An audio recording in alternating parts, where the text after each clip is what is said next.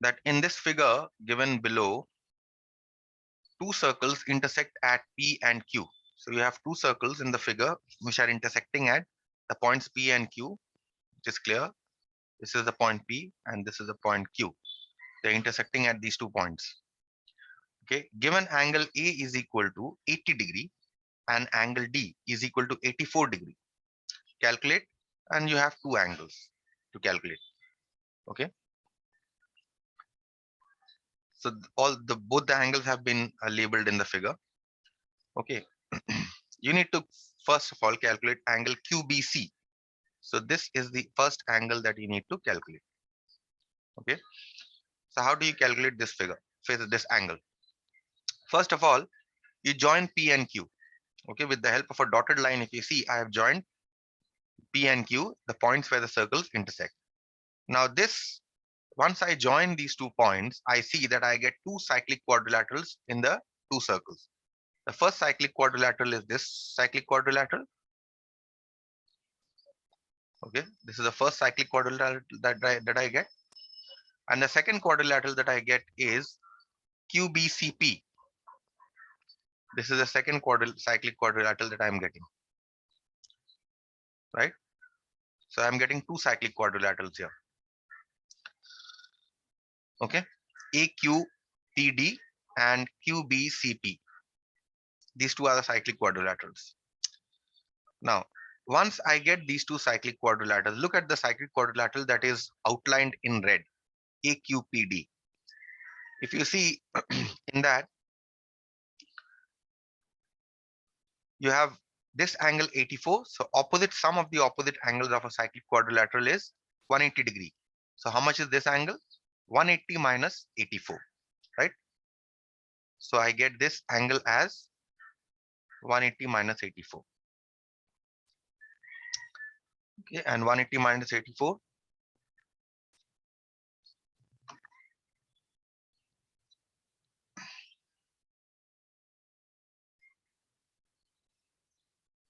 You'll get as 96 degree. This angle you get as 96 degree. Okay. Now, once you get this angle as 96 degree, you see in the blue shaded cyclic quadrilateral, this 96 degree is the exterior angle, right, of this. That you must note. What is the other angle that I can calculate? The other angle that I can calculate is this angle in the red shaded cyclic quadrilateral, because the sum of these two angles will be 180 degree. So therefore, this angle will be how much? 180 minus 80, which is 100 degree, right? So I got the two angles from here. Now, if you see this 100 degree here is the exterior angle of the blue outlined cyclic quadrilateral, right? And you know that an exterior angle of cyclic quadrilateral is equal to its interior opposite angle. So if you see, this angle here will be equal to 100 degree, because this is the interior opposite to the angle that is labeled as 100 degree.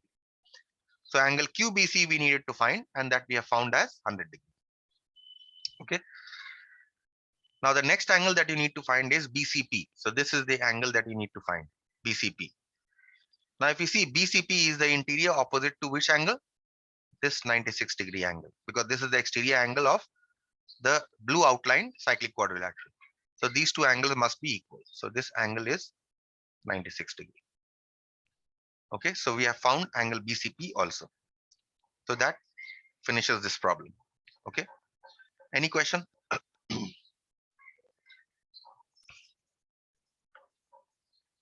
Let's move on to the next question then. Look at this. In the figure given below, the sides AB and DC of a cyclic quadrilateral ABCD. So you can clearly see in the figure that ABCD is a cyclic quadrilateral because all the vertices lie on a circle. Okay, the sides AB and DC of this cyclic quadrilateral are produced to the point E. So the sides have been produced to the point E. Okay, the sides AD and BC are produced to meet at F. Now the sides AD and BC are produced to meet at F. Given here, X is to Y is to Z. That is the ratio of the angles. The angle that you see that are labeled as X, Y, and Z, the ratio of the angles is given to you. What is the ratio given? X is to Y is to Z is equal to 3 is to 4 is to 5. Okay. That means you can take X is equal to 3K, Y equal to 4K, and you can take Z is equal to 5K. Right? You need to find the values of X, Y, and Z from here. So how do you find out the values of X, Y, and Z? So first of all, what you must notice is, look at this triangle, CBE, this triangle. In this triangle, you see this angle X and this angle Y are interior opposite to which exterior angle?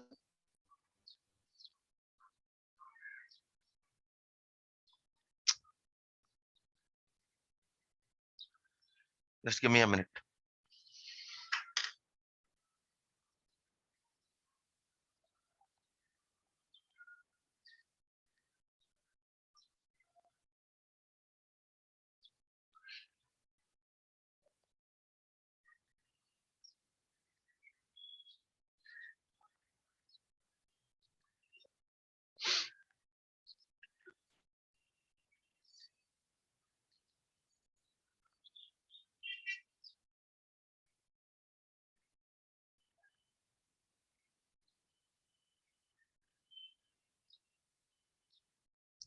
Yes, I hope you can see the screen now. Yes, sir.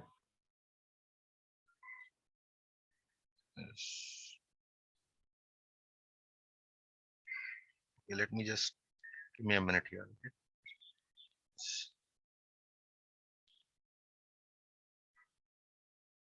This entire angle is given to be 50 degree AEC. Okay, this entire angle is given to be 50 degree.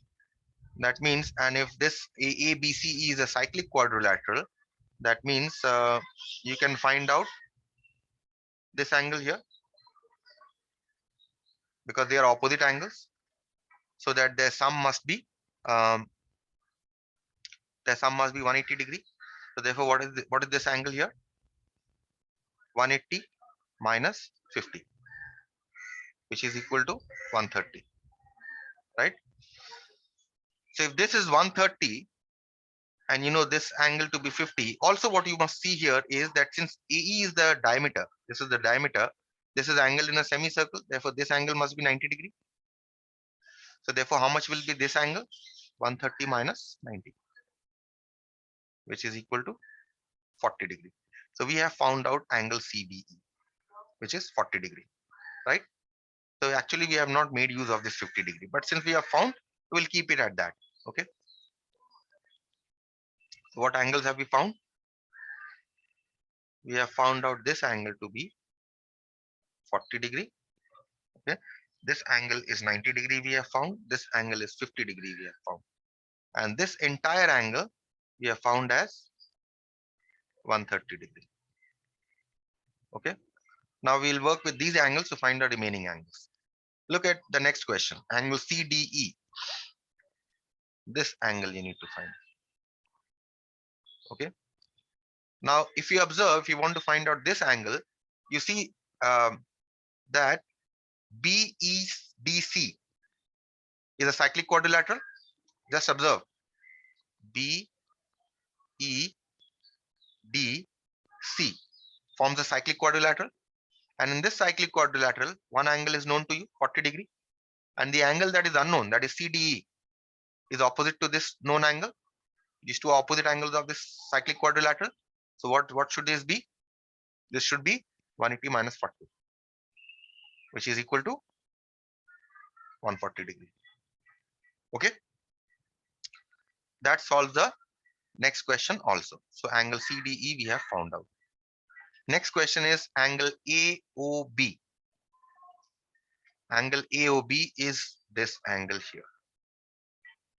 Okay. Now how will you find out this angle? This angle is very easy to find because if you see angle AOB is the angle subtended by this arc at the center, right?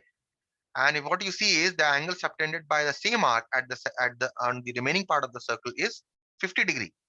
And we know that the angle subtended by an arc at the center is twice the angle subtended by it on the remaining part of the circle. So therefore, this angle must be half of 50, which is 25 degree. Okay. So we have managed to find out all the angles. So angle AOB is also done. Next, you have to prove that OB is parallel to EC.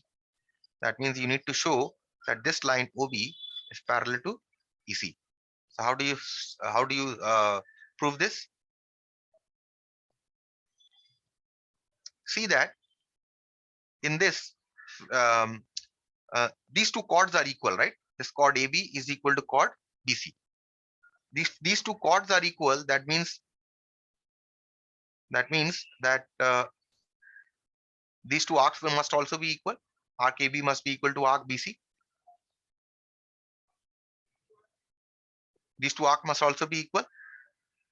And what you see is that in this arc, what is the properties of from the properties of the arc that we have discussed in class 9? You know that equal arcs subtend equal angles on any part of the circle. So that means not only at the center, but on any part of the circle also they will subtend the same angle. So AB, this angle subtended by the arc AB on the circle is this 50. And therefore, these two angles must be equal because this is the angle subtended by the arc BC on the circle. So therefore, this must also be 50. So what you see is we have already calculated this angle to be 50, and this angle is also 50. What you see is these two are alternate angles, isn't it?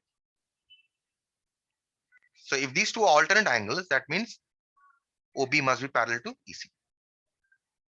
Clear? If you have any question, you can ask. Otherwise, we can finish it off here. Fine. So I'll stop here then.